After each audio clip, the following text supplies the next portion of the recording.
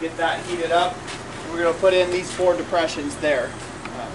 I'm probably going to skip on the spoon mold portion of it. Aw, there's an aw in the ground. Don't you have a spoon? No, I don't. I could make one real quick, so Now, we'll do that. We could, now you could use some pie press to put that in it. I could. And that might be worthwhile. That would make it quicker, maybe. Well, I bet that gets harder than you do. What? Pie press. Yeah. There's a lot of tonnage there. So maybe not. I don't know. I kind of want to do this handful though. So we'll see. We'll see how it goes once we get the rounds in there. If we're doing good and it's like we're like only 20 minutes in, then we'll do something else. I got our hammer for use this one too. Nice You're day. not going to dress me and undress me today. So. Yeah. That's all on me. Okay, can everybody hear me fine? Yep. Cool. All right. Now it doesn't seem real loud. Here. Test.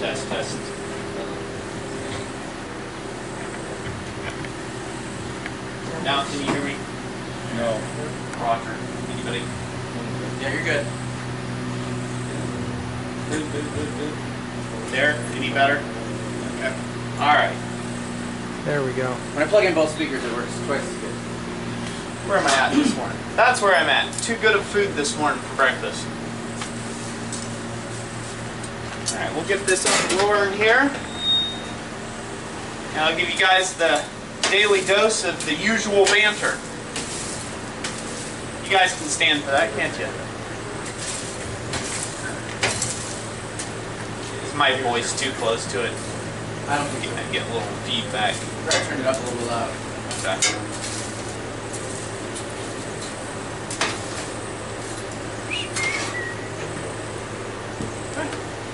So how did everybody sleep last night? Good? I slept like a rock. It's good. Feels good to do a good day's worth of work. I didn't really want to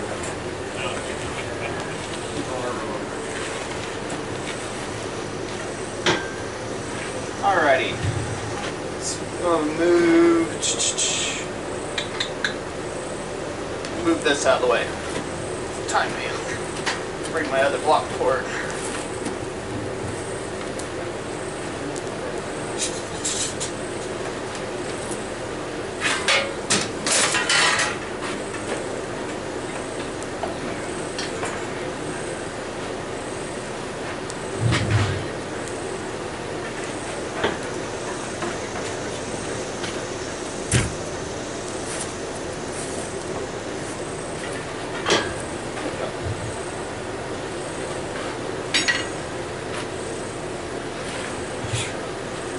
What do you all want to talk about today? I'm out of ideals. Grant, we're talking about Grant and Mike. We're going to talk about Grant and Michael. There was a lot of good stories about those two around the campfire last night. If anybody was around for that. Grant. Especially Grant.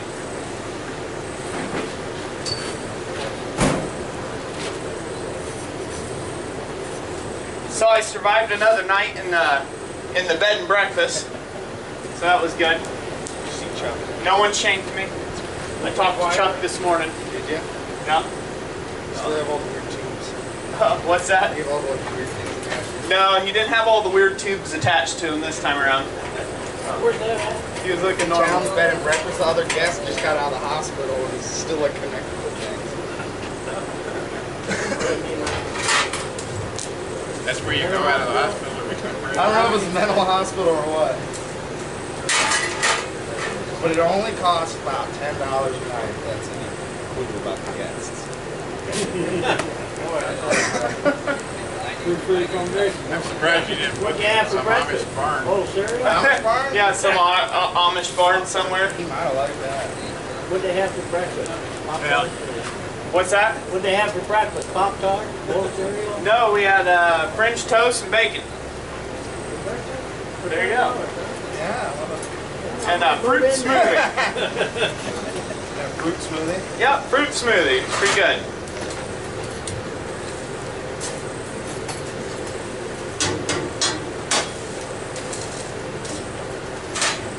So I'm not a super particular person on anything I eat. You know, I mean, there's only like a few staples I stay away from, mainly sushi. Like, I just don't want to eat raw fish. It doesn't appeal to me. And who knows? Maybe I'll try it someday and actually like it. But for right now, Roy's against sushi. Well, heck, up here we use that for fish bait. Yeah, so I eat just about anything, and so I'm not real particular one way or the other. But I get asked all the time. I go, oh, is that good? Or do you like that? Do you like that? Like, does it go in here? Will it come out the other end okay? With a reasonable velocity? Then okay, I like it. It's fine. we don't have to overcomplicate food.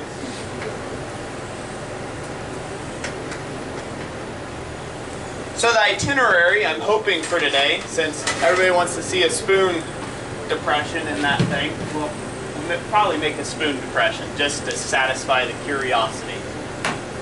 Do that.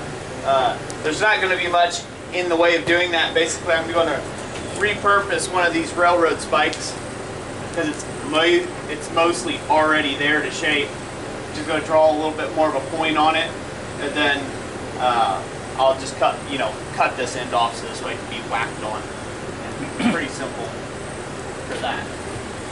I find it great to be able to find found objects like this that will really work out, because say you have to over-engineer, overthink it out, over-plan for it. You'd be like, oh, well, ain't that slick? Doom, job done. No more planning to think about there. So there's a lot of things in our trade of blacksmithing that are like that. You just repurpose a tool that was totally not meant to do that.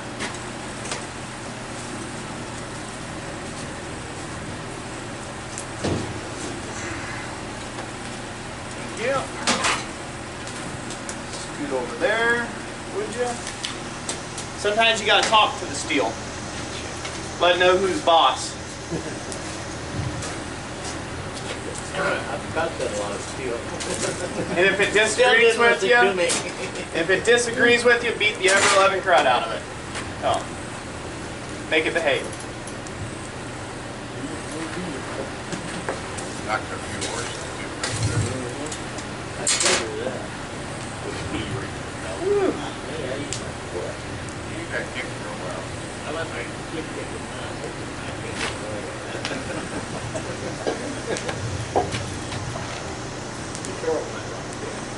Man, I tell you what, you guys are on it. It's already got ice in it. It's already cold. That was me at 6 o'clock this morning when I got up, Roy. Yeah. That was the first thing I did. You all are on it. Well, we like to treat our demonstrators nice so they'll come back again. On their own. We don't want to have to go down to Dayton and drag you up here. Yeah. There, it's my heckling for the day. Maybe. Hey, there's plenty of reasons for me to come back up here. More of Grant's stories about the Amish. Who couldn't love those? All the great people with high attention spans. No one fell asleep on me, except for Michael. Where he's at. Well, after you worked the daylights out of him, of course he fell asleep. They're getting ready. They're over there coughing up. Is that what they're doing? Yeah. They're strategizing. They're game planning. Is that welding flux you put in there? What's that? Is that welding flux you put in there? Yeah. Yeah. Yeah, pink welding This is my flux. go-go juice.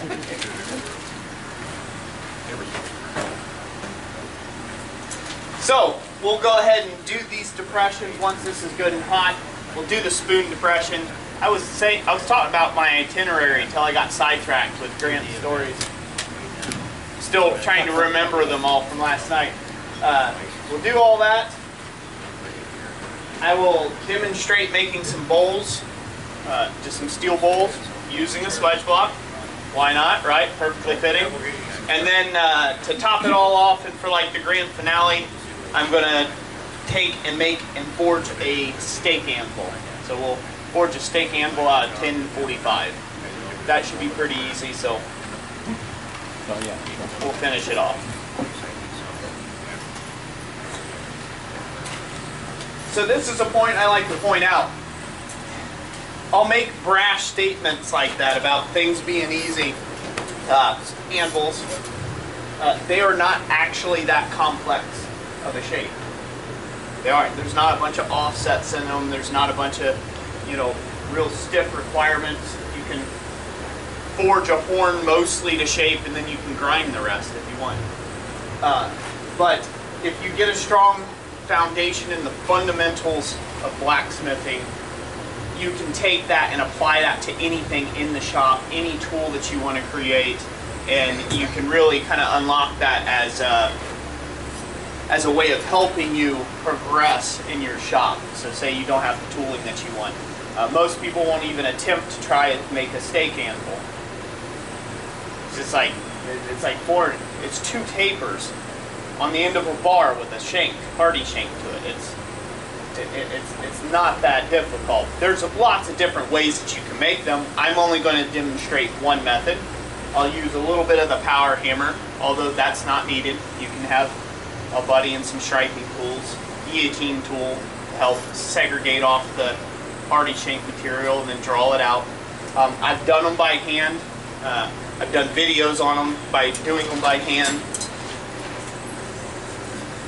So, you got to keep in mind that before all this great illustrious power tools and equipment and stuff, that there was a whole lot of blacksmiths doing things by hand.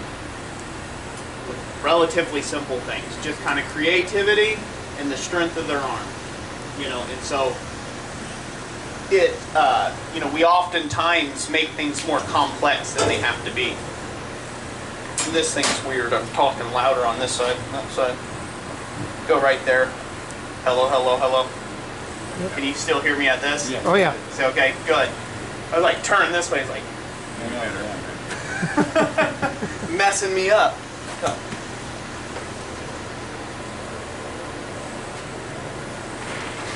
So a lot of times when I'm undertaking a new project process, and I say quite what seems like arrogantly that I can forge anything. You tell me, say, hey, make this, and yeah, give me the time, I'll make it.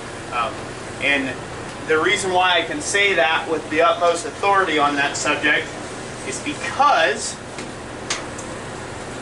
blacksmithing is, it all comes down to just the fundamentals. It comes down to the basics of blacksmithing. Everything we create, everything you see in metal is all down to the fundamentals of smithing. And I'm going to try to recite those verbatim, but I'll probably get a couple of them wrong. But there is drawing out, there is upsetting, there is hole punching, there is welding, there is splitting. Now this is where it's going to get tricky. I always forget these next ones. Yes, there's drifting and there's bending, I think it is. I don't know if drifting is one of those, but anyways, close enough. Got 6 out of 7. That's good enough, right? Right. Everything that you see in blacksmithing, everything, I don't care if it's from that hammer to that anvil, to those dies, to the things you see in front of you, all come down to those 7 fundamentals. That's it. No more, no less. They all come down to those 7 fundamentals. Now how you undertake those 7 fundamentals, that can get complex. You can have different alloys of stuff you're working with. You can have different materials. Tempering, you can have the other one. What's that? Tempering, probably the other one. You think tempering or hardening and tempering? Yeah, heat treating could be one. I don't think that's one of the fundamentals. The 5 hammer blows, 5 basic hammer blows. You've got the shearing blow, half on, half off, right? Both near and far. It's basically the same hammer blow, however you want to do it. A back face blow, full face. I don't know where I'm at, but anyways, I have a sheet in the shop that when I go to say this on YouTube, my face isn't on camera. I'm like reading from the script, but that way I don't have to try to remember that off the top of my head. I'm not a good verbatim person, but everything in our craft goes back down to those core fundamental groups. So, if you look at an object and you think, oh man, I could make that, I challenge yourself to think, a little bit harder than that because chances are you can't, like this swedge block. How many of you have made a swedge block? Tiny one. The lucky one. This isn't that hard. It's not that hard to do. It's just a bunch of fuller marks and depressions that you beat in it. You make a tool to make the depression. Well, I need something that's a half sphere or whatever you want to call it, a conical depression, a concave depression. Well, I guess you need to make something that's convex, right, to create that concave depression. So it's everything that we do, you can undertake this, and there's no difference in that to this.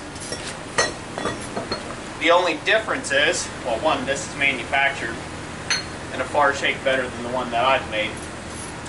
But if you had enough material resource to heat this up, and that guy right there, or that guy right there, you'd start popping out 65-pound swedge blocks. A couple of them an hour. Get back here, Grant. Where do you think you're going? He's got to get his energy drink on. He's like, oh no, he's going to want to make a 65-pound swedge block next. Oh, but Buffalo. yeah. So what you're doing at SOFA this year, you're going to make a 65-pound swedge for everyone to see? Me? Yeah. No. What I'm doing at SOFA this year is loafing. I've worked the last 6 sofas. You're going to abandon Jeff again? Yeah, I'm going to abandon Jeff again. But this time I won't have an excuse. I wasn't working. I was just abandoning him to abandoning. There's a tradition for everyone. Yeah, there's a tradition for everyone, right? That's our tradition. I abandoned him, and he stands there aimlessly at the forging competition by himself. Looking for a partner. That's so horrible. I feel so bad about that. You seem really broke on the phone. Yeah, he did. He cries a lot. He does cry a lot. He's going to watch this at a later date. He's going to request the taping of this. He'd be like, that son of a... And he's telling people I cry. He was supposed to keep that a secret. We're almost there. He's ready. See him? That face is like, I'm ready. Go back to bed. Yeah, wait till noon. So today, Aaron, when we see him laying in the back of the truck, we're not supposed to talk to him. I wish there was a little more humor out there. It's way back here. Fine. You don't want to get all that forging action.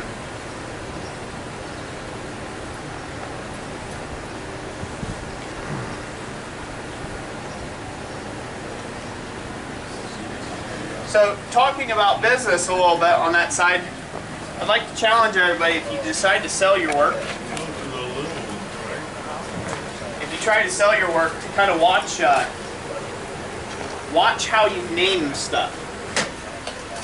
Forges, things like that. Sometimes names get real interesting if you look around at guys' shops. Now they say this. I forget whose website I was on, and they're like, come join us. I forget what they say. I think it was like I think they were doing like some sort of video or something. They're like, come join us for some hot forging action, you know, or whatever. And there was no pictures of context. There was no nothing like that. It was just, it's like the algorithm picks that up and they put you in a different category. I'm just saying, your website's getting likened to some other things that, you know, maybe aren't as admirable as you might like. So you just gotta watch. You're in the wrong crowd. Yeah, you kind of have to watch that with the algorithms nowadays. You know what you put in your metadata there. Yeah, that hot forging action. Ooh, that sounds great. Then you got that guy that comes over like, I clicked on this video, it was not what I expected. Just some sweaty dude in the shop. Clicked on it, I didn't expect to see a guy hitting metal. Yeah.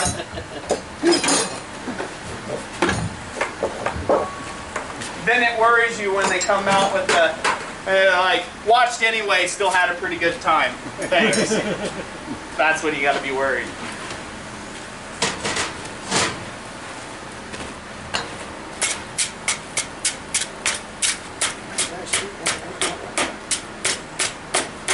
Good. Who's that? Let's go like this. You know what? Let's do the, well, no, let's do the large one. Let's keep with tradition. You don't mind working hard. Go down to a smaller one, get that compression going.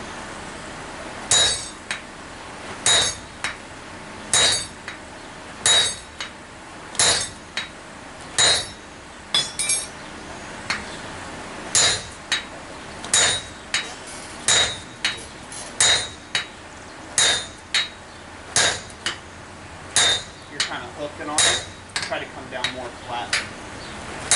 There you go. Good. Great. Keep it up.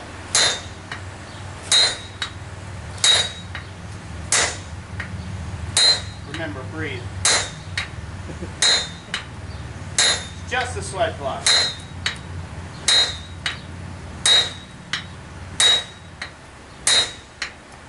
Well.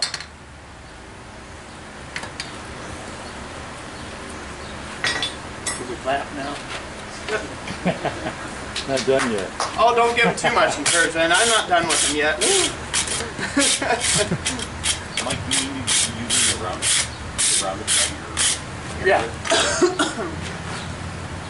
All right. Let's go ahead and just mark the next ones here. We're just marking them, so. Good hit. Good. I think we're gonna go.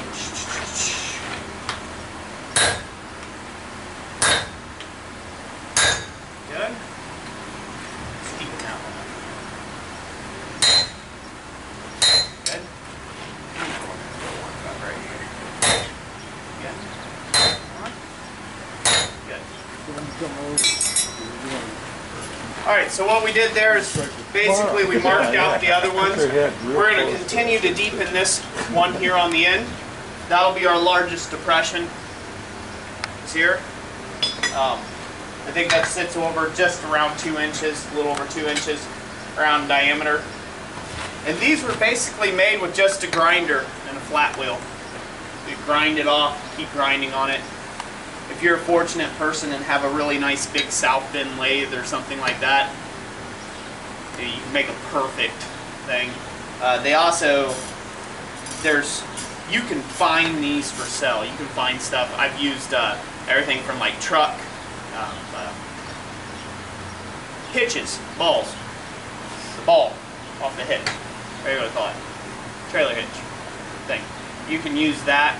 Actually, that makes some great tooling if you want to use something like a fly press or make some sort of die to hold those type things. You can shape those all different shapes. Although there's not a whole lot of range, you're not going to get anything really big, and it just, 2 5/8 or whatever. There you are. Good. Keep that back up.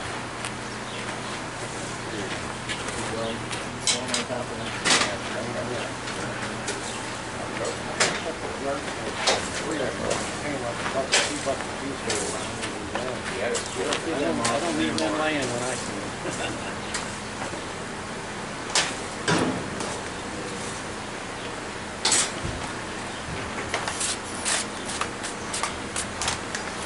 So yeah, so for any of those of you that are thinking about starting a business, blacksmithing, or you going online and stuff, Jessica has a absolute heap load of videos on our YouTube channel that can help you with like the search engine stuff, optimization and things like that.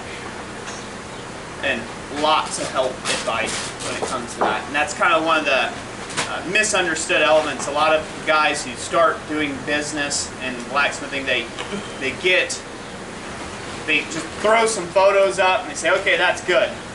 I got them photos up there, so somebody ought to like my work and buying it.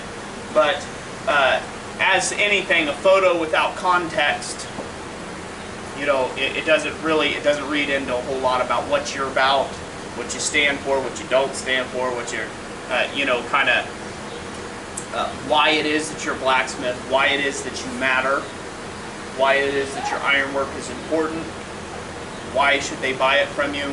All those things got to be spelled out in detail, and with really good photographs and good search engine optimization, you can sell to anybody in the world, all around the world, and actually be very, very lucrative about it. Any questions? Yeah, Anybody have any questions about business or anything? I unfortunately I had to leave right when you were starting to talk about web pages and stuff like that last night. Were you saying that Etsy's a good one, or you should avoid Etsy and try some other Etsy's stuff? a good one. So I make about, I would say right now I make about 75% of my income on Etsy. So it's a good thing. Chunk, like, what are their percentages like? Not bad. I couldn't hear you. What are their percentages like? Like, what are their... They're actually really economical. So Etsy has I want to say it's 4%. It's either 4 or 7%. They just raised it a little bit. And then you got the 3.5% credit card processing fee on top of that. And that's it. So you do have to take and pay to relist your items, which I highly suggest daily. The reason why is, again, you're feeding the beast. You're feeding the beast. Google AI loves information. The more information you give it, the more it loves you. That's it. What kind of Long story short. other web pages do you run? So I have an Amazon account that I put my stuff on Amazon. That's been kind of a mixed bag. It's called Amazon Handmade is what it is. You know, we've sold maybe 30 grand worth of ironwork there. Etsy's been our predominant lifeblood that we've done a lot on. Our own website now is really picking up. We're actually selling more through our own website currently. Does the YouTube channel though, most likely? YouTube channel, and just there's a lot that goes into it, but our channel, since my name is Christ Center Ironworks and it's across the board the same, Christ Center Ironworks on YouTube, it's Christ Center Ironworks and on Etsy, it's Christ Center Ironworks on Amazon, it's Christ Center Ironworks, all these other places. YouTube, Amazon, Etsy, they pay billions of dollars in advertisement. They're paying to be at the top of search engines and results. And so, since they're doing that, you having your stuff in their store naturally gives you a boost. And so, therefore, my name being connected again on my own personal website, we're getting a lot of heavy traffic that way as well. So, there's browser plugins and different things that you can plug into that will give you full analytics, like where all your traffic's coming from, age, gender, weight. My girlfriend does that part of the stuff Yeah. for her job, but I'm trying to understand more for smaller things how we can work it in. Yeah, Etsy, if you want something really super simple, I'd go to Etsy. If you're just trying to get a start, that's a great way.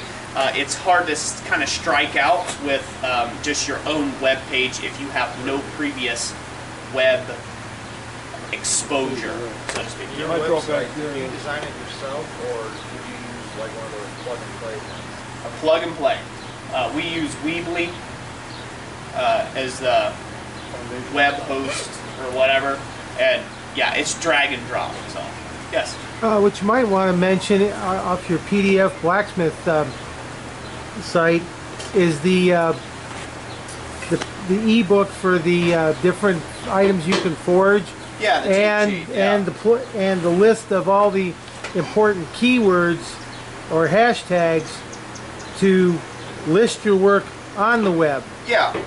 So I invested the $10 and downloaded that, and yeah, like I said, so as soon as I get going through the process better of at doing it, the blacksmith cheat sheet. It's a ebook that we're selling through our blacksmithpdfs.com. And she put 50 hand forged items to sell. It's a brief description. There's no photographs on it. It's a brief description of the item you know, kind of let you fill in the information what you want that item to look like. But the real selling point of that is she went through about 40, almost 50 hours worth of work to pull together all of the top ranked search engine keywords and optimization for those items. So say it's a fireplace crane or a fire poker or something like that, a bottle opener. She has those keywords set up in a text box type thing where you can use those keywords and those tags to help rank your items in search engines and stuff. Yeah, definitely $10 well worth spent. Yeah. Jessica's been offered jobs at other companies. Like, it's just like, you want to come work for me? And she's like, no, thanks, I'm good. As long as you pay enough. Yeah, do you pay enough? Huh? Like, Yeah. I'm going to challenge her next time she gets a job offer like that. How much does it pay? I've heard that if you got the skills in that, you can make some major money. Yeah. I know my girlfriend's working on getting more of those skills and something good. Yeah, she was offered by a guy once doing for eBay. We started selling online through eBay. We'd go to auctions, buy, turn around, sell on eBay type thing. Made pretty good money at doing that. But she went to, she's very analytical, Jessica is. So she will read a book on anything. From front cover to back cover, from back cover to front cover, from front cover and back cover again, just in case she missed something. And then she'll Google all the other books on that topic, go through those front cover to back cover, same process, and she'll know more about it than somebody who's been in it in 30 years, just because she just has that mind for that. She went to this, it was like an eBay thing. They did it at our local library. A guy was trying to talk about benefits of selling on eBay kind of thing. And of course he had some sort of method he was teaching that, you know, you could purchase something from him, you know, some kind of product. And it's been years ago now, so I don't remember what that was. But she asked all the questions just about in the class. At the end of the class, he came up to her. He's like, "Do you want a job?" He's like, "I need you working for me. You know, you asked things that I didn't even know anything about. So, you know, so she's pretty good at those sort of things." I like to brag Jessica up whenever I can. She's well worth it.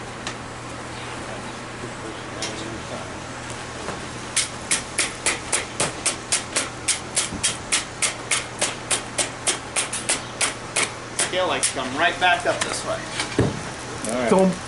Yeah, we why have not? to do Right? that again, Mike. Now you gotta brush it again. No, that's the cleaning gravel, right? Yeah, right. It just burns everything off.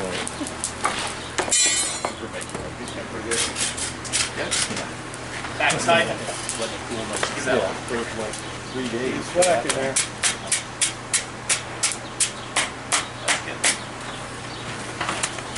We've lost most of our heat because of my little club. Yeah, Mike don't mind. I can swing a little harder.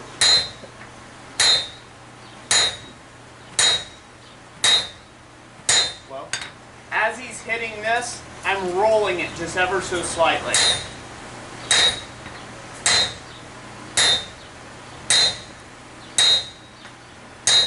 No.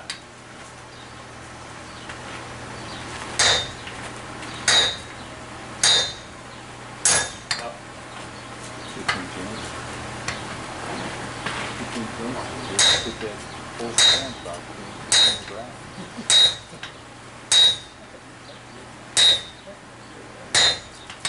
Huh?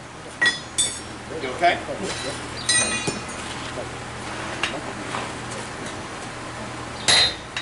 no, we probably wrapped it. Oh, okay, yeah.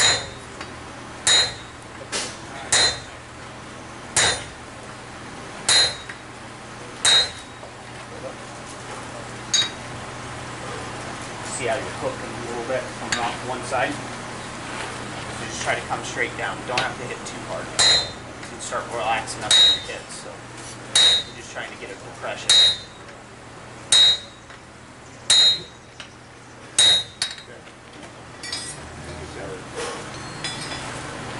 Survive the abuse for just one more.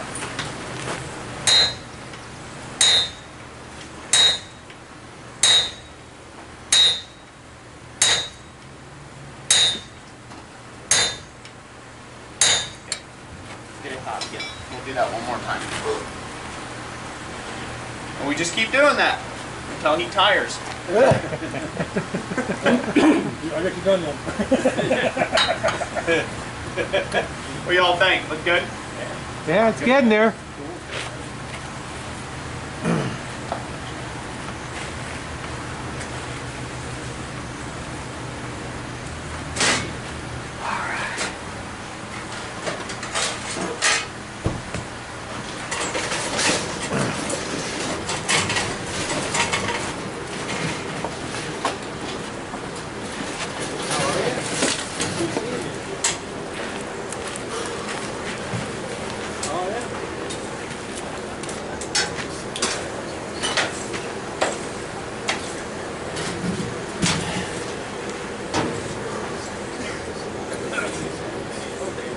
So I'm going to give these guys a break here a little later on when I do the anvil for a bit. We're going to try some different tools. We'll see how they go. But I had made the mistake of telling them, I don't know, it might be a brag later on, but I made them the mistake that I can hit harder than what that step hammer can hit it. And so we'll see if I can do that. We'll see if that'll be a possibility. But when we get to the anvil, we got to do some upsetting, and then we got to square it up. Now, I don't plan on doing striking for the whole bit of it. You got good equipment, use it. Hoping this is good equipment. Yeah. I've been told it is, so we're going to use it. We're going to try using some of the step hammer, right? Sure. I didn't know if you guys figured out the fly press, if we were going to try to do anything on that or not. I don't know if we have the stroke. You don't have the stroke on it? Yeah. Not with the tooling that we currently have, because we're going to try and use your bolster that you made yesterday. Yeah. And it's got a giant hole in the bottom of it, and only the corners will be touching it. I gotcha, yeah. And just push that right through. Yeah. Good. Yeah, when I was standing over here, I'm too low compared to your angle. I was trying to stay out of the way of the camera. Yeah. I got to stand in front or I can't get it straight. That's fine. This can get right through here. It's fine. So. One bad thing about live foundations, I call them. They're good because this doesn't jump all over the place. They're bad because it starts sinking all over the place. So until it gets packed down for a while, anyhow. Yeah, yesterday you were buried like 3 inches. I was, yeah. I wasn't even paying attention to it yesterday. It was leaning. One more hit, it was going over. Any other questions about business? Anything I can answer for you guys, or I can attempt to answer? No? Good? All right. Good to know there's so many entrepreneurial people in the house.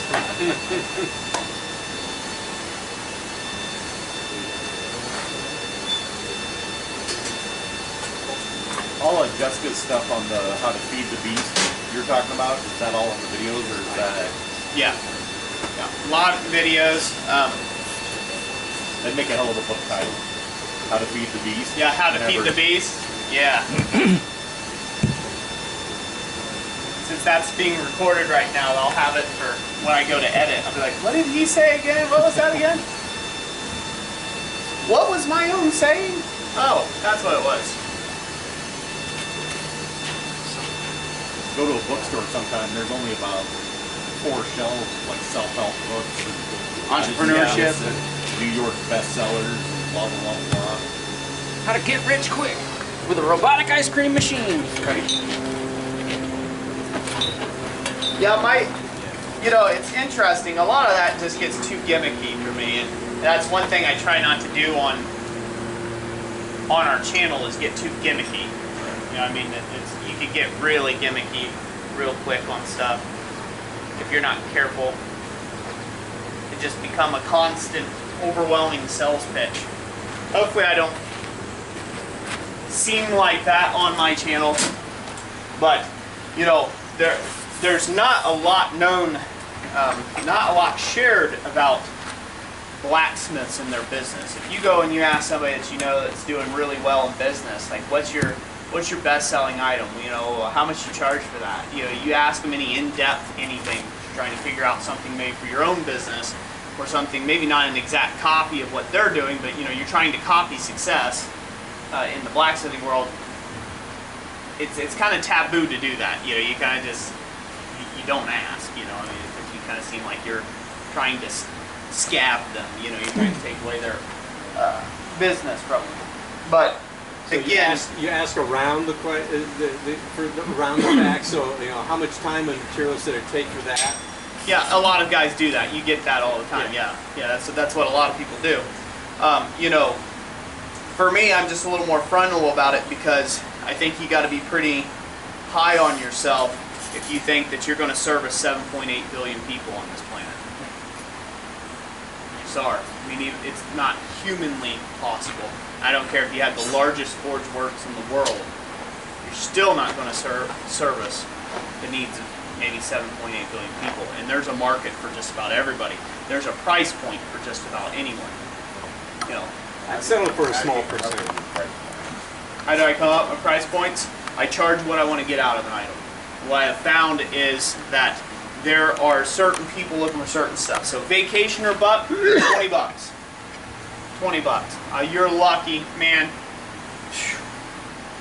The little Jackson screaming when it comes out of their pocket, man. They do not want to take and give you money above $20 on a vacationer or a weekender kind of dime. You know, if you're online, you don't know what they're there for. People that are having weddings, they grossly spend on weddings. Just, I mean, hello, $10,000 dress that they're going to wear once, right? It's fabric. It's like not even handmade fabric anymore, you know? I mean, it's like on a machine, and they'll spend 10 grand on that sucker. And they're only ever going to wear it once, you know? So wedding industry, tapping into that market with products that you can sell. It's a great way. There's a certain tier of people in that market. And then there's people, again, there's people that are like you and I that are thrifty. You know, I'm telling you right now with all honesty, you got me on camera both ways. Okay, 2 cameras there and 1 there. So God is my witness as well. I wouldn't buy anything that's in my store. Not just because not because I've made it, just because I really can't afford it. I couldn't afford my own ironwork because it's not to my taste, right? I'm not gonna take a $1,000 bowl and put it on a shelf somewhere in my house, not unless it's sitting there temporarily to go to somebody else's house, right? And so, so it's real important to look at the broad range. Look at the worst. Like, you know, you're like, oh, I could do better by that and that guy by a long shot, right? Take what he's doing right, take what he's doing wrong. And when I say take what he's doing right, doing wrong, you've already made the assumption that he's doing it wrong with doesn't have enough skill, maybe, or, you know, the item looks like crud. Let's just be honest. There's a lot of cruddy looking items out there. You know, a lot of 60 Rockwell railroad spike knives out there, isn't there? Right. There is. 62 Rockwell. Excuse me. Makes you wonder how the trains stay on the tracks. Yeah. With all the rail business that's going out there. So take what he's doing right. So say take what he's doing right. Maybe he's doing marketing right. Maybe he's selling the absolute bejeebies out of these. Why? Why is he selling? On Etsy, it's nice because you can actually see past sales. You can see how many sales they've had of that item since they've put that item in their shop, kind of thing. And if you go to the opposite end of the spectrum, find the most high, fancy-dancy, prancy-dandy on the internet that's selling the item that you're thinking that you may want to get into, and see what he's doing right and see what he's doing wrong, or she, right? See what they're doing right or wrong in it, and then make up your assumptions somewhere around in the middle road. That's playing it safe. I've done that. When I was selling horseshoe nail hooks, I was the most expensive person on Etsy selling nail hooks. I was selling the large ones for $5 a pop. Like the ones hanging up on the board. You do the math. Do a bunch of those. And you get people who come up for 100 of them. Huh? How'd you do selling those? I sold about 400 of them a month at the time. So Okay. yeah, about 400 a month. And then I was doing things like S-hooks, and I was the most expensive person on S-hook, you know. And again, I talked to guys that were going to craft shows and they wouldn't even sell them for $1. You know, 50 cents to $1 for an S-hook. Here I am selling them for $8 online. Again, there's somebody priced at that price point. They come in, they look at a 50-cent hook, they say, that's not quality, I don't want it. It's 50 cents. That's beneath me, right? You want those type customers where 50 cents is beneath them, right? Because then you say $8, they're like, ooh, sweetness, right? And they like, I'll buy 150 of them. Can you have them out in a month? That's a good point. The price assigns the value. A lot of times it does. And buyer perspective, you know, the beauty is all in the eye of the beholder. You know, I sold, when I first started selling any of my work, I made a railroad spike tomahawk, is what it was. And it had like a piece of 5/8" square bar shoved through the head. I didn't even know what slitting and drifting was, so I took a cold chisel and I cut down through the railroad spike, you know, and split it out. And it was like, it got all goofy and like had rag in it, and the sides were like sprawled out like this, all from one side. And so I'm like, oh, well, that's good. That's just a place for me to put my weld. So I just stuck that 5/8" bar up in there, weld the top and stuff. I sold it for $100 on Etsy. Survival. Why? I don't know. Why? I have no clue. Maybe somebody felt sorry for me. They're like, oh, bless his heart. Look at him trying so hard. You know, maybe that's what it is. Or maybe it was just the character in the piece. Sometimes character sells it too. I don't know what they bought it for, but I feel sorry now. I'm sorry that they did, but they found value in it. They found value in it for whatever reason. They connected. They connected with the story. They connected with the item in some way, and they went for it. You know, why do people buy art when there's a dot in the center of a canvas, and they'll spend extreme amounts of money for a guy to put a dot in the center of a canvas, but then they'll argue with me about, you know, $20 on an item at a craft show table. Beauty is in the eye of the beholder. So. Craft shows are swap, so you're probably not getting a real discerning. Yeah, no, probably not. But I got a fun story about that. So I went to it was the Ohio State Fair, and they had a juried art exhibit there, and they invited me to come, and so I got in. It was a juried thing, invitation kind of thing. Got in, got accepted to do it, and I forged a little sculpture called Moses' Burning Bush, and it lights on fire. It's got a propane bottle underneath it, and it actually burns. So I like forged this whole little bush and made this whole little wooden surrounding. It's in one of my books, one of my portfolio. Yeah, I saw that yesterday. That's neat. So I thought that was pretty neat. I thought maybe that might give me a chance. You know, I've put a lot of good effort into it. Time, you know, lights on fire, right? Like, I mean, it's cool. And it's not consumed. I mean, it's like biblical and whatnot. That's ought to be neat. So the person that won Best in Show was somebody who tied chicken wire up the corner of they call it an installation, but it came up at a V kind of like this, like a spider web, and they tied pink construction ribbon to the chicken wire. And they came up, and this is where I knew my marketing was off. Because this person, you'd swear that they thought that they were like the top dog, like they were made of diamonds, man. Because they're like, yeah, and I was sitting and contemplating the universe and all of this and that, and you know, and unicorns, and there was this fluffy dog. It's like, man, you were on a total acid trip, weren't you? You know, when you made this thing. And so that won Best of Show. That got 10 grand. They won Best of Show. Got 10 grand for that. And I forget what the other winners were. I forget those. But the last possible thing that you could get,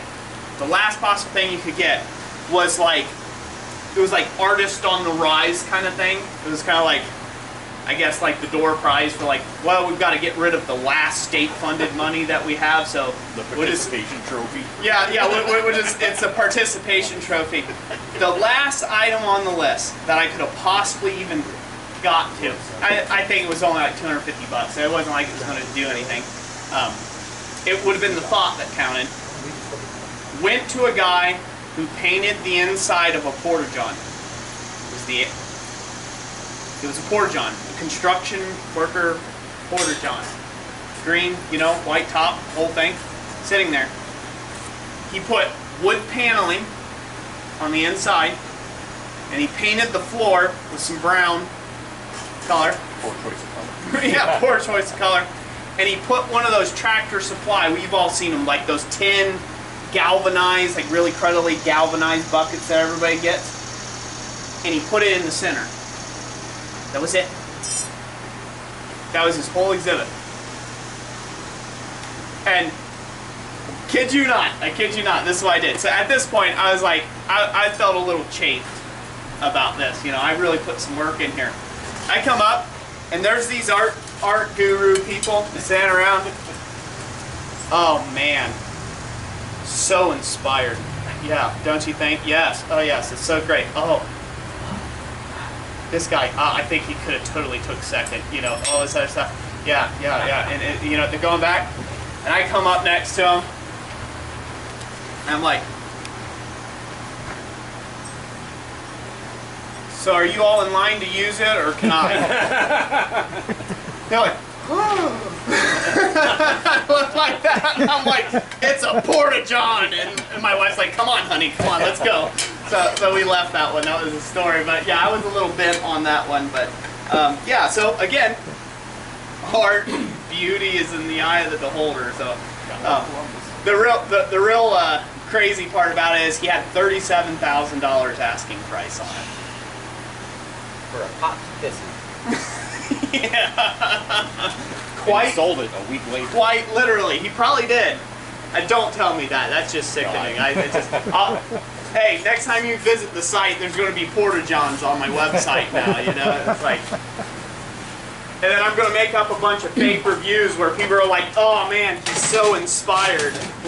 Such a great artist. You scratch off the back. You can sell them as a kit. No, We don't won't worry worry about that. about That's distributed evenly.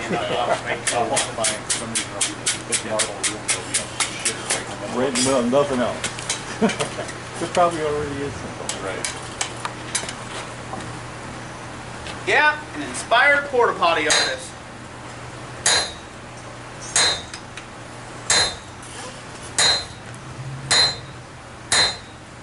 Good. You can always finish out your last stroke.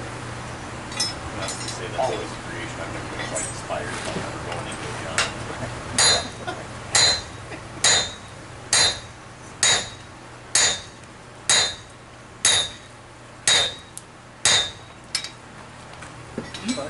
Good job. Necessity breeds it. Great work, right?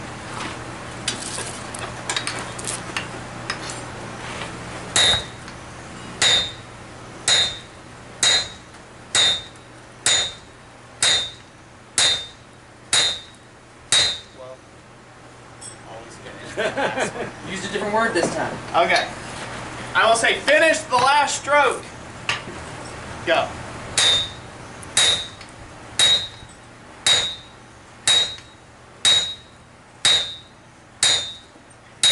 Finish the last stroke. The time it More took me to say descriptive. that, he hit it 3 times. Yeah, more descriptive. Yeah. You just say the word one.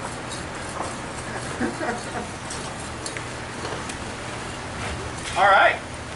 There you have it. See? Not hard at all. Barely sweating. Disagree. Where's the spoon going? Barely sweating. Put it in the back side. Why not?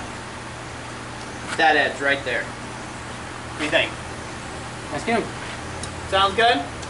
Does that satisfy? All right, you're the guy getting paid. It's your choice. And now, do you all see that nice gentle curve of art in the flattened foot? You guys see that arc now? Yeah. It's that nice gentle curve. A lot of movement on that. Cool. Man, you're good. Thank you. See what? You ever down in the New Lebanon, Ohio area? Want to stop hanging out with guys up here and hearing crazy stories? You want to come to a boring farm life? Pretty much what we live now. A different boring farm life. With snow. Yeah. Weird, funny hats. I forgot to mention the job position doesn't pay that well. Well, the current job I have here, I have to give them money, the opportunity to do it. It's always fun when you pay to work. Yeah. Just $55. Do you need me to do any work? You should do pay to play, right? Yeah, sure. Hey, you're not alone in that. I've done that for years for Sofa, so Yeah. that's. Oh, I ain't complaining, I have fun. At least Sofa has some of the, like, they buy the 80 tons of coal that you get to buy at cost and you help unload it. Yeah, that is nice. Well, you don't like paying slightly more than store price here? The store's 2 miles down the road, too. That'll change next year.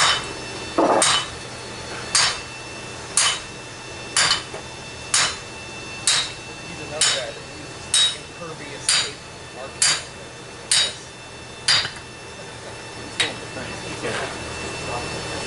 That Harry Bolton or whatever.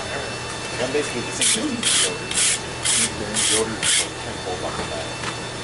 Come up here and quickly bucket that. This looks a lot cleaner. Don't mark the last one. I'm sure he'll What's that? He said, don't let him forget your touch mark. I said, I think you got it.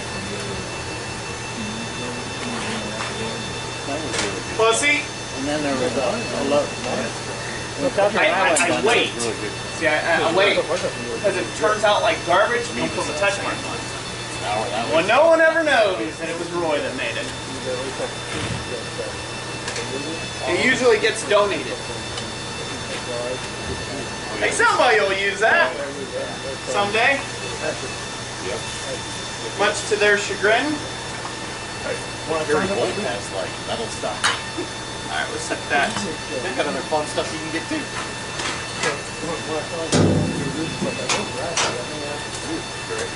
I'm in there when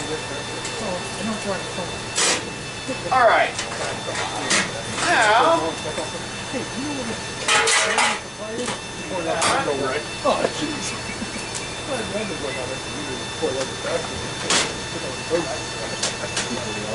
What do you need, Roy?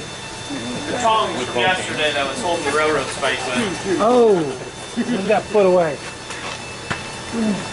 Actually, you know what? It's fine. I got this one. It's okay. It's good. I got it. Frank put them away. This is going to become our spoon. You want that smoothed up? Full. So, I'm going to point this a little bit more, and then we'll clean her up. So, get that in there. Let that heat up for a moment.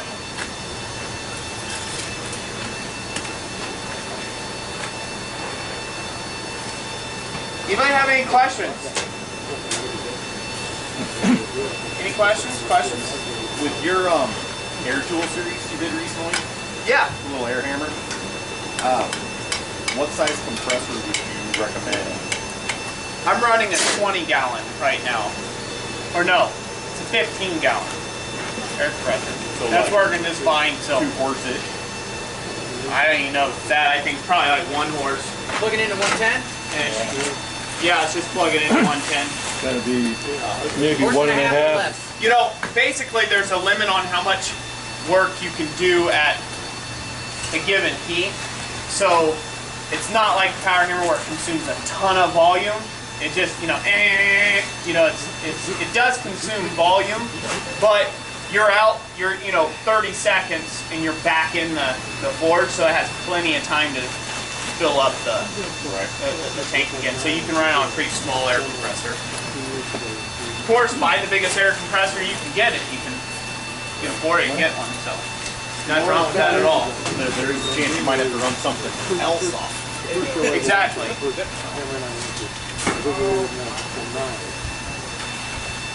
And you might buy a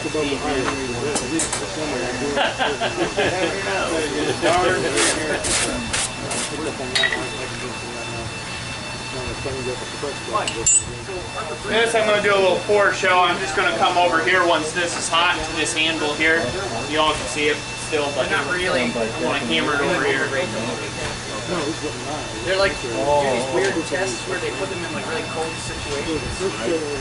Like the testing standard for ASME or whoever has a testing standard has like minimum and maximum temperatures. They're like legitimate suppliers to test them at the high end of the temperature and then rate them at the horsepower. But the Chinese suppliers will go at or below the bottom temperature and then rate them. Because so they draw less current when they're cold. Right. So that 2.5 horsepower is probably like, it'll probably say peak on there too. Right. If you buy a compressor breathing motor, it says continuous. Right. So And then there's also the like oil versus non-oil, like temperature compressor. the oilless compressors are really loud and they run a lot. You can get like an oil piston compressor. Those are like Oil are much better. better ones. But Other ones are free. it's all what your price range is. All right, so we're just going to draw down the tip of this a bit. We're not going to try to go real decorative here with it. Just try and draw this down. This is a weird object to draw down.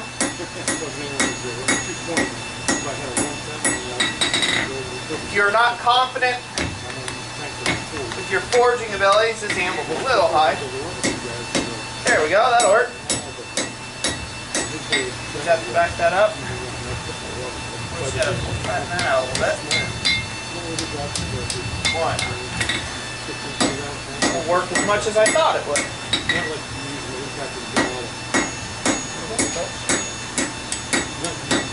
And the oil doesn't mean that there's like no oil in them. It just means that you don't know. And those oil compressors typically, That's the one shaft of the motor comes out and the crankshaft is on the shaft.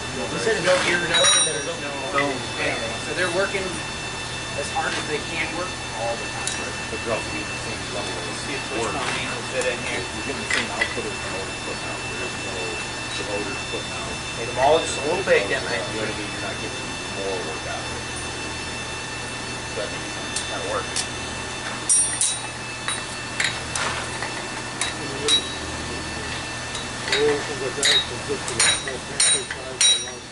So I'm just cleaning up this form a little bit here. There's a big old crank pulley on there. They also know how to have a big old fan. There's a crank pulley on a oil compressor is a fan that blows across. So you get And we'll take one more heat. Hotter air, you can fit less of it in the tank at 125 psi. It's hot. It's expanded. So, I mean, if you're running a nail gun and you need to move the air compressor around, the oil. Yeah, I got one of those little fancy compressors for like the tires and shit. See how handy that block's already coming. Small things.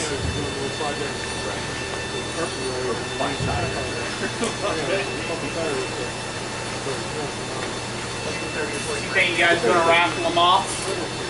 Yeah, I think we'll be on. You gonna keep them? So we got that little trailer that we run things for kids and whatnot. We'll be pretty good for that. Yeah. We're not trying to I'd keep them. be 16 or 15 years old lifting up. I mean, this thing I'm kind of partial to them myself. I think they're nice, and it's kind of like a hard tool to give up. I've been asked a bunch, like, oh, are you gonna give that away? It's like, no. I'm keeping that thing. I mean, it's handy. I like it. There's a few things I don't give up in my shop. The tongs, they're a dime a dozen. water condenser out of it. We got that fancy. I'll give you a dime for that. Me too, Yeah, Yeah, I was gonna say. which is nice. I'll go Who's your supplier? I go 50 cents a dozen. 75.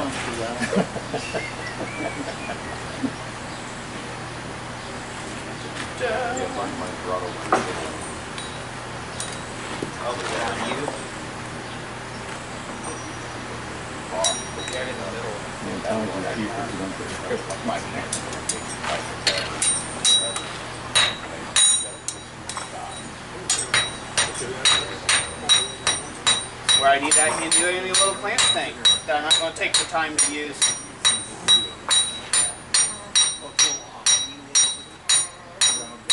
When I watch that, that's what I was damn.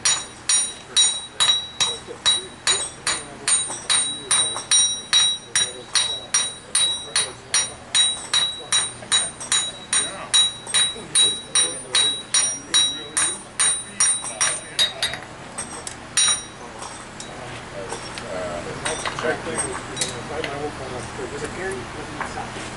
Check you. Yeah, could be not.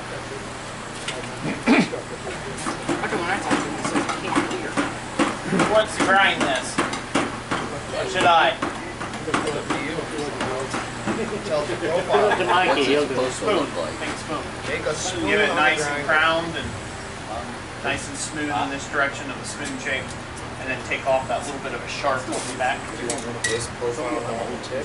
Yeah, just round it, radius it. A lot of trust here. Okay. In hand polishing.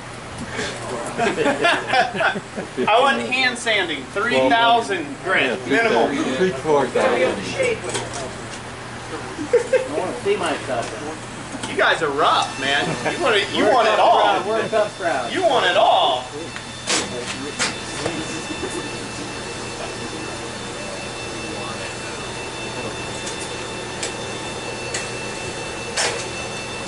What time is it? 10:41. What is it? 10:40. 10:40. I think we'll have enough time to get this spoon freshen in there and come back. You enjoying it, Bob? Good? You doing okay? Everything's good. Good? You know, I like to ask because if I need to pivot to make something more interesting, you know, like just start throwing hammers at the audience who aren't paying attention. Zombie weapon. Well, we keep them if it's wrong. Well, I gave it to him, he kind of freaked me out because now he goes, oh, now I just got to make the photo. He'd be so knocked out, wouldn't he? Or really mad, and I'd be running. I think I can outrun him. I think. At least for a short distance. Yeah. Oh. Right. Yeah, I like to ask whenever I'm demonstrating and stuff if people are actually enjoying the demonstration or if there's something I need to improve on, because, you know, I have this horrible fear that, you know, I'm going to become one of those guys like, I showed up, deal with it. Like, you got what you got, it's over. It's like, yeah, bam, I hit that. Aren't you proud? That's what you paid for.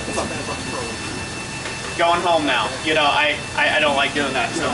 So that's why I keep asking that question. I keep asking, how am I doing? How you guys like? Good on time. Customer feedback. I've been in retail too long time. And marketing, trying to ask. Sometimes those questions are better left unanswered too, though. I will say that. I was like, wow, that was kind of harsh. You didn't have to say that about my mother.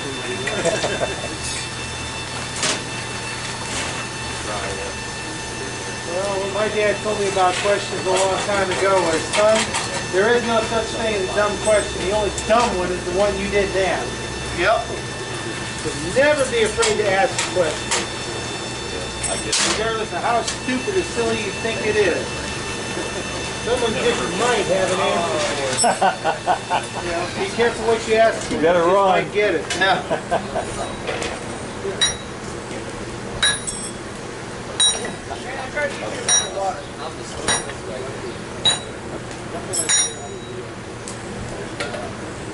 Just making noise. It got boring. For a whole second. Turn some heads, get people turning Yeah. back around. Like, what happened? Oh, it's just, he's just fooling around still. I tried to get some water in the bucket. Yeah, this weekend, last night, we determined that Roy got 2 awards last night. 1 for the biggest fire we've had in this forge yet, and 2 for putting the largest object in this forge yet. That was part of last night's campfire discussion as well. So now Roy can charge you for forge testing? Is that how that is? Yeah. RA certified?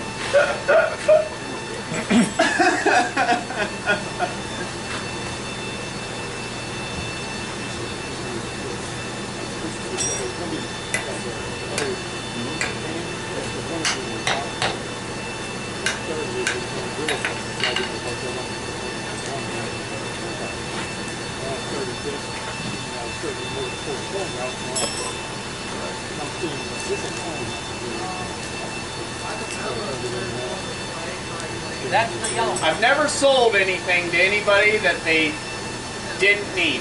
One problem is they didn't know they needed it when they walked up to my table. It's your job to educate them on their needs and their wants. And why their husband isn't going to get any brownie points unless he buys his wife this item. Period. If you play the board game, if you play the board game Clue, you need this murder weapon. Yeah, exactly. I mean, hello, all Clue players have this hanging on their wall. Just saying. On their fireplace mantle.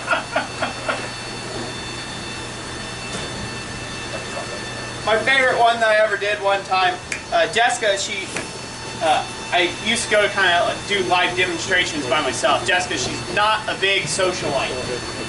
She's an introvert by nature, Jessica is. And so, one of the first times she kind of went out with me to a festival that we were doing, it was an art festival, and you get all sorts of people, but my favorite were those guys, you know, big, strong, strapping young guys, you know, they come walk by and have some pretty little sweet thing hanging on their arm, and she kind of, ah, you know, I got roses and I got things on the table. You know, see, smart, enterprising, right? They don't care about blades. They don't care about hatchets and stuff. Poo-pooing things, pretty things. They like those. And so, right? So I had a bunch of, oh, and, you know, you're like, oh, I could do that. Walked away.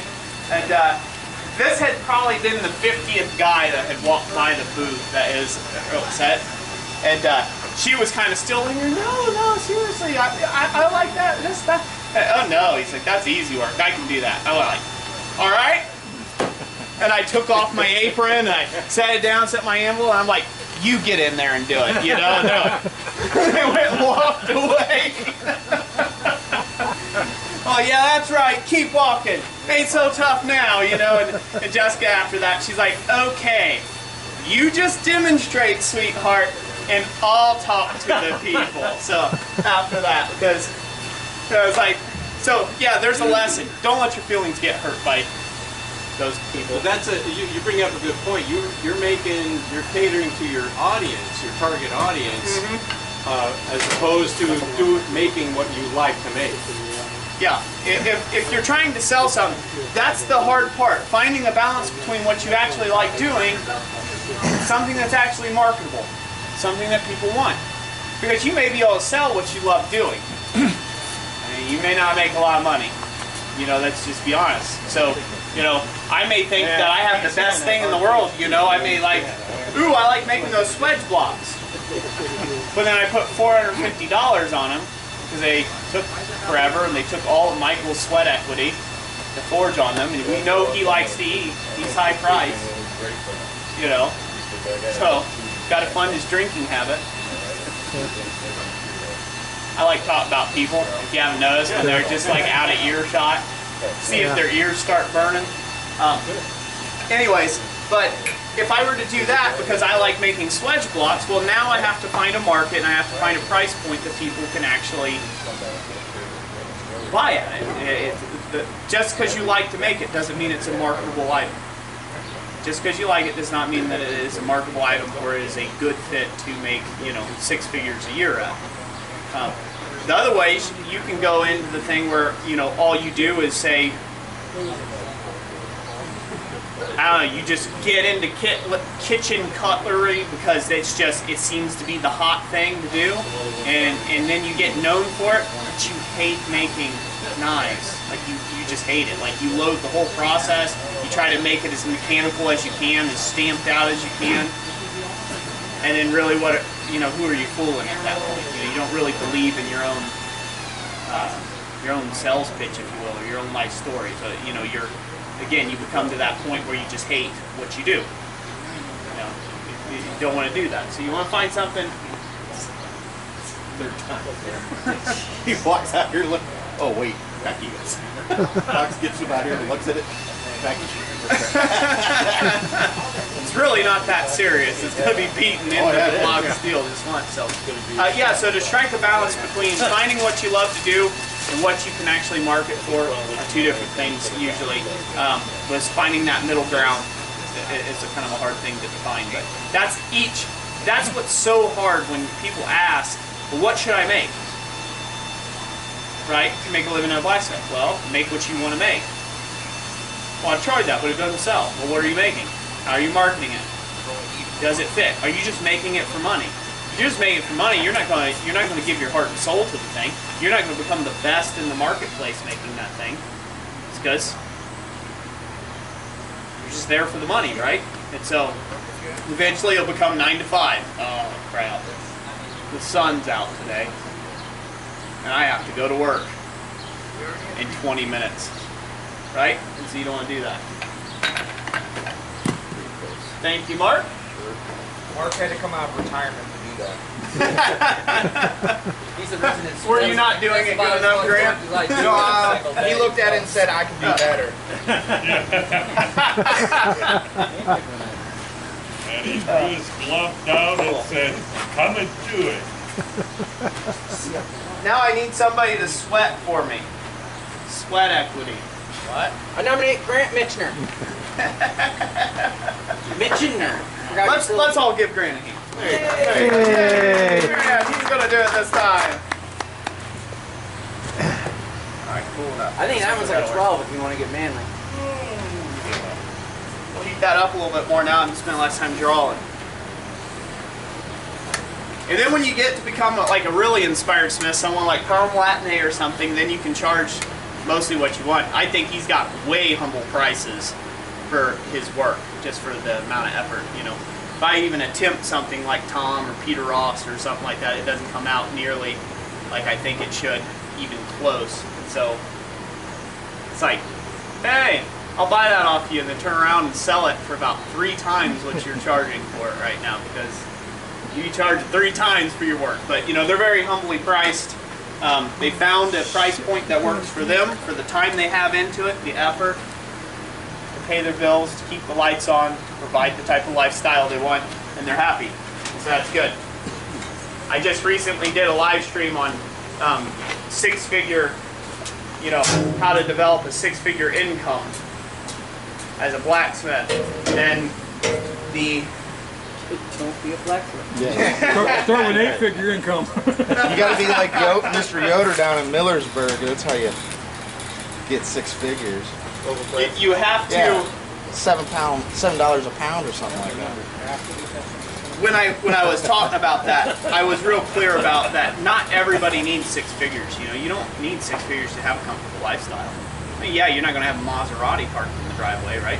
People with 6-figure incomes, that's a broad term, right?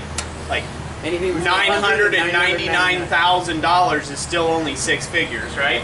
And same thing with just $100,000 is just 6 figures. So, you know, people get wrapped up on that quite a bit. But then again, if you're doing what you love every day, you've got your tools paid for, you've got low overhead, not a whole lot of headaches, you can get free to go do events like this, you're living a pretty blessed life, you know? You don't necessarily need that. I know our consumeristic culture that we all know and love, you better love it if you're going to sell anything to it. With that consumeristic culture that we have, you know, it says, oh, you just got to earn more, earn more, earn more, earn more, earn more. Well, you know what? There's no U-Hauls behind hearse. When you're dead, you get names engraved into all your tools. And people come in like hawks. Buzzards. The buzzard patrol starts happening. There's a lot of older gentlemen's shops down my way, at least, that it's sad that, you know, like their wife is like, what do you got in your pocket? Okay, that'll work.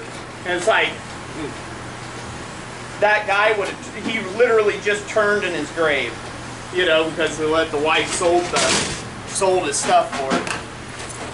Ralph's better half said everything's for $1. Yeah, that's probably right. Well, at least it's this way. Kathy said everything's $1. At least it's this way. Ralph will be dead, so he won't really get a say in the matter, right? He might be turning into his grave, but at least he's still in his grave. Oh, Hunter. Ralph one. I won that one. $5. Yeah, that's the other Starting getting that going like that. Ralph won half of everything he owns.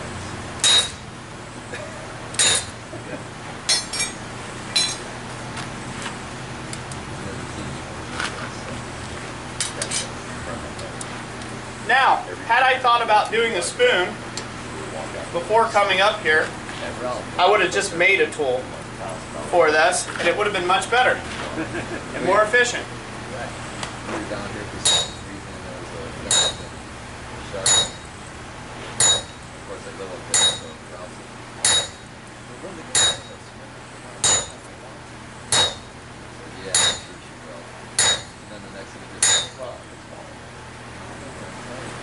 Getting there.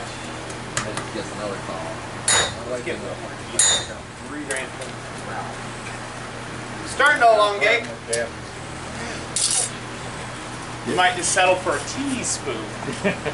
Well, the way he was grinding that, I thought it was going to be one of them baby spoons, you know, like you feed the kids with. Well, you got Little baby spoon. you can only work with how much material you have. Yeah. We can always enlarge it. No context for this conversation is very real. Ralph's not going to want to hang out with us anymore because he's probably going to think we're just throw him in traffic. The way this weekend's going.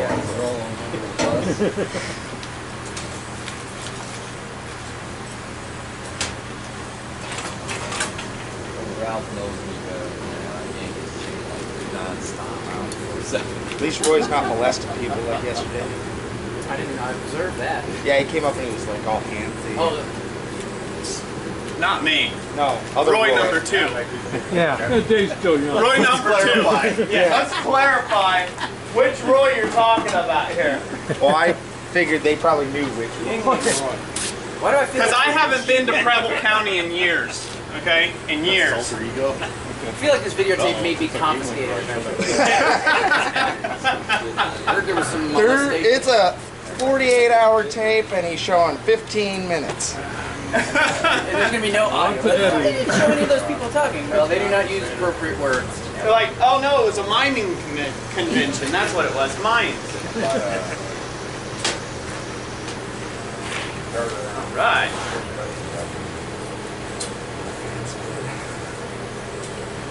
Surviving it? Enjoying it? Good.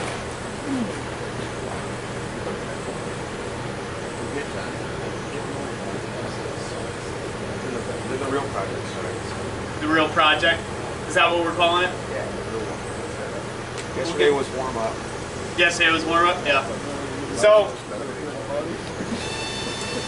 like I mentioned briefly yesterday, I think I'm just warming up with all these heavy jobs to the 30-pound sledgehammer I need to forge. So I'm warming up. That's what we're doing. I should have weighed out what these pieces weighed. I don't know what they weigh, but they're up there. This came out to about 10 pounds, this block did. Right around 9 pounds, I forget what it was, 9 pounds something ounces up there. That was. And this was a piece of just 1 inch, and that was a piece of 1.5 inches. This was started out as like 6 by 5, I think it was, if I remember correctly. And it was about like 6 by 5. And about 10 pounds. 10 pounds something, a little over. And then these are 6 by 6 by 1.5 inch thick blocks. So yeah, and then it lost. Quick, do math, Grant. Go. On camera. And it lost about 1.5 pounds in scale at least. Yeah, I did. Don't do math on camera. Yeah, so the block that I'm starting with for this 30-pound sledgehammer that I'm working on is actually 37 pounds in total. But the way I figure it is by the time my ignorance wears off and I actually get a project out of the deal, I'm going to lose that much in scale. So it's going to go in the fire and come out of the fire, and go in the fire and come out of the fire, and go in the fire and go out of the fire. So, you know, if I actually have ever done a 30-pound sledge before, then I would know what to do, and I would have all the right tooling I need, and it won't be like, oh, wait a minute, put that back in the fire because I need to go do some cutting and welding real quick to make up some tooling that I didn't have or anticipate needing. So. Yeah. Yeah, and then remember to call up your two buddies, Chirpy and was it Dan? Yeah. Dan and yeah, Chirpy, the two guys that showed up on your live stream that one night. Yeah. Yeah, call them up, say, hey guys, 30-pound sledge time. Yeah. Now, luckily, I have a friend by the name of Joel Worley. That friend has a 250-pound Moloch hammer. He's a good friend. After you get through running that 30-pound hammer through that machine, we'll see how good a friend he is. I gotta help him make some tooling for his hydraulic press. I'm gonna be helping him make some tooling, fabricating and forging some tooling for it. And in turns, he's going to allow me to use that 250-pound hammer to work on that 30-pound sledge. So that'll help. That was one of those where you bid high because you don't want the job, but then you still end up with the job. Anyway. Anyhow, and then you're like, oh man, what did I get myself into? You know, because now you can't really backpedal because they're like, oh yeah, sure, money's not an option. Now you don't want to lose them as a customer because, you know, money's not an option, and if you do a good job, hey, they might come back and support you later on. Some incidental expenses come up all of a sudden. Now it's going to... Yeah. Incidental expenses, yeah. Yeah. I felt like after I gave him my quote, I said, that's the first installment. Yeah. For 9 easy payments. When they didn't blink, you go real quick to, well, so that's the 50% down to start the job. Yeah. That's just so I can buy, you know, the Nozzle 4B. That's just so I can buy there. Let's just start there. Not to mention, there's going to be foundation work. There's going to be foundation work. Yeah. Called it a frost block. There's like 4 by 6 by 6 foot like concrete blocks. You have to see other companies. All right, you ready, Grant? You're ready to give it a good brush, yeah. Don't waste a bunch of time with the brush.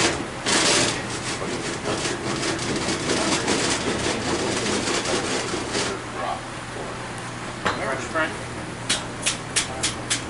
Good part. Brush out the brush. 6 by 6 by 6 middle ear. That was really rough. Okay, so I'm going to test railroad spice. Probably not your go-to. You didn't heat treat it to 60 Rockwell. Yeah, I mean, I'm slacking. I did work for a guy. He was No. Once I was beating out wrenches for him because he's making knives out of wrenches, the ends of wrenches, and he had a wrench on one end, a little gimmicky thing he was doing, and on his website, everything was 62 Rockwell. I don't care if it was a railroad. I don't care if it was a railroad spike. It was a butter knife. It was a wrench. Everything was 62 Rockwell. Didn't matter what it was. You should let. It just sounded like a good number, and he went with it. Stand on the other side for the rest of the hits, because from here it's pretty obvious he's hitting at an angle. Yeah, yeah. He couldn't grind. He can't hit. Guy's useless. Is he sweating martinis? No. Hey, no better person to get jested by than Mark Yanko himself. Right well, there. Take a look at the top of that thing and tell me I'm wrong. Oh no, you ain't wrong. I just wasn't going to give him that big of a hard time about it. These guys, like I said, they know me. Of course, half of them are plotting to meet someplace in the dark alley. See, I worked them pretty hard yesterday. Oh, okay. And so, I'm trying to behave today. My favorite point, and I'm going to use this in other demonstrations of yesterday, was the young kid that you had up here. Forgot his name. Jared? Jared. It was like his first time striking. And so I was just standing there, and I could tell he was getting tired, and he kind of stopped. I'm like, oh no, you keep going. I just sitting there. He got well at it, but he finally tuned in and got all the blows right down the center like he was supposed to, you know. And so I wonder if he's going to get tired sometime, you know. So that 20-pound hammer was also a fifth of that kid's weight. yeah. And then Roy had to remind